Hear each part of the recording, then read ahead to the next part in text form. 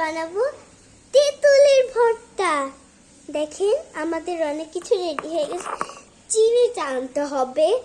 আমি জানি না কেমনে তেঁতুলের ভর্তা বানাতে হয়, আমার দিদাই আমাকে শিখিয়ে দিবে।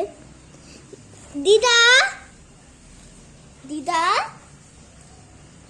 দিদা দিদি, ও দিদি,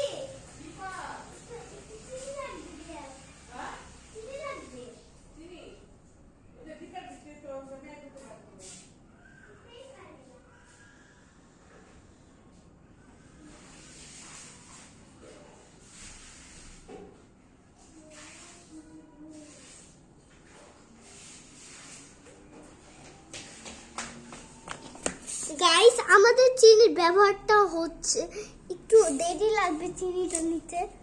আমি ততক্ষণে আপনাদের ভিডিওটা দেখাবো না, ততক্ষণে আমি চিনির টেস্ট করি, পরে আপনাদের দেখাবো।